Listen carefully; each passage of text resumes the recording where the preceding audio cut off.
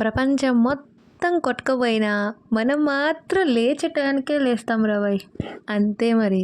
మా అమ్మ నువ్వు మారవు, ఈ జన్మకు నువ్వు మారవు అని తిడతానే ఉంటుంది.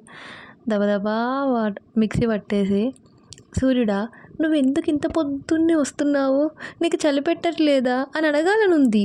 ఎందుకంటే నాకు చలి వల్లనే కదా నేను నిద్ర లేవలేకపోతున్నాను.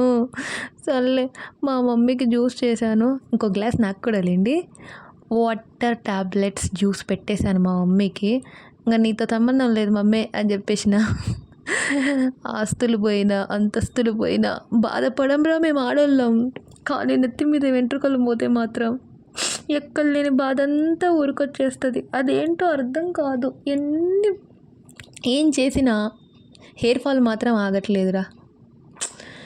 ఎంత ఆస్తి పోయినా కూడా ఇంత బాధపడేదాన్ని కాదేమోరా. కానీ నా నెత్తి మీద జుట్టు ఆగకుండా పోతుంది. ఇంటర్లో ఉన్నప్పుడు మాత్రం రా నా ఫ్రెండ్స్ అడిగేవాళ్ళు, నీ జుట్టుకి ఏం పెడతావే, ఎప్పుడు చూసినా డ్రై హెయిరే ఉంటుంది అని. అప్పుడు అనేదాన్ని నేనేం పెట్టను, నాకు అంత అలవాటు లేదు, అసలు నేను జుట్టు హెయిర్ కేరే తీసుకోను, ఇప్పటికి కూడా తీసుకోవట్లేదు సిగ్గు లేకుండా. వచ్చి ఎదవ